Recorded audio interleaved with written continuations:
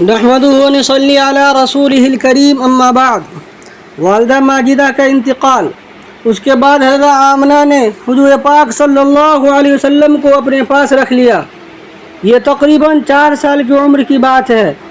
2 سال تک آپ والدہ ماجدہ کے ساتھ رہے۔ جب آپ کی عمر 6 سال کی ہوئی تو والدہ ماجدہ نے مدینہ منورہ جانے کا ارادہ کیا، کیونکہ وہاں ان کا ننھالی خاندان تھا۔ وہاں 1 مہینہ تک رہیں اور آپ بھی والدہ کے ساتھ رہے۔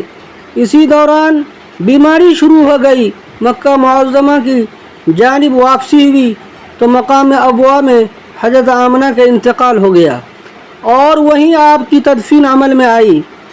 اس وقت پیغمبر علیہ السلام کی عمر کل 6 سال کی تھی۔ والدہ ماجدہ کی باندی حضرت ام ایمن رضی اللہ عنہا آپ کی نگراں تھیں۔ وہ آپ کو لے کر مکہ معظمہ آئی اور دادا عبد المطلب کے حوالہ کیا۔ اب آپ اپنے دادا کی کفالت میں آ گئے، لیکن 8 سال کی عمر میں آپ کے دادا عبد المطلب کا بھی انتقال ہو گیا۔ انہوں نے اپنے انتقال سے پہلے اپنے بیٹے ابو طالب کو وصیت کی کہ میرے اس خوش نصیب سعادت آثار پوتے کی تم پوری طرح نگہبانی کرنا۔ چنانچہ آپ چچا ابو طالب کی کفالت میں آ گئے۔ خواجہ ابو طالب سردار تھے، لیکن عیالدار آدمی تھے، مالدار آدمی نہیں تھے۔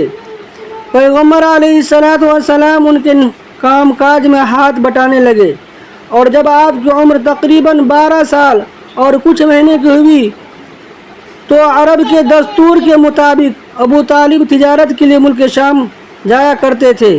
وہ سامان سفر تیار کرنے لگے۔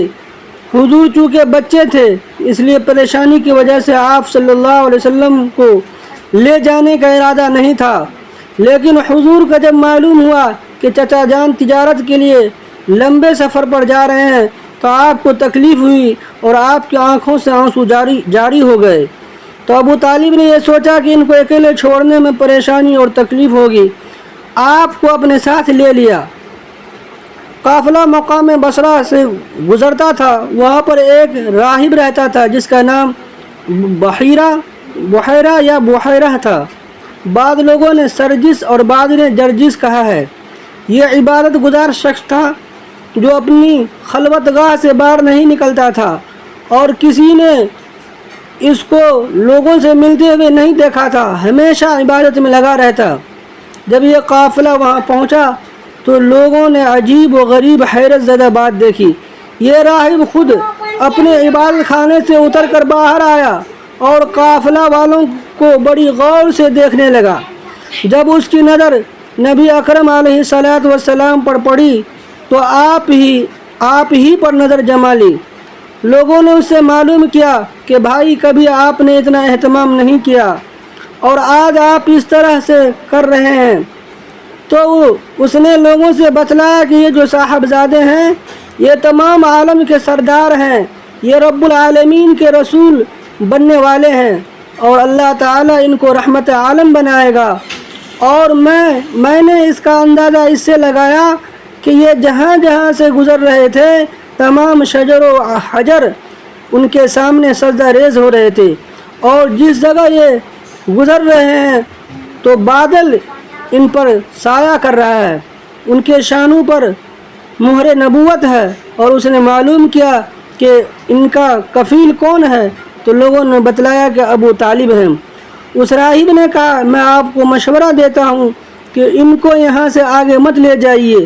یہودیوں میں کچھ شریر اور خبیث لوگ ہیں، اگر وہ ان کو پہچان جائیں گے تو ہو سکتا ہے کہ ان کو تکلیف پہنچائیں، کیونکہ ان کو حسد و عناد ہوگا، اس لیے کہ ان کو اس بات کا انتظار ہے کہ آخری پیغمبر ان کے خاندان میں سے پیدا ہو، اور یہ پیدائش ہو گئی بنو اسماعیل میں۔ اس لیے میرا مشورہ یہ ہے کہ آپ ان کو وہاں مت لے جائیے۔ چنانچہ خواجہ ابو طالب نے حضور کو کسی کا ہاتھ وہیں سے واپس کر دیا۔ یہ آپ کا پہلا سفر تجارت ہے جو آپ کا اپنے چچا ابو طالب کے ساتھ ہوا۔ اللہ تعالی ہم سب کو کہنے سننے سے زیادہ عمل کرنے کی توفیق نصیب فرمائے۔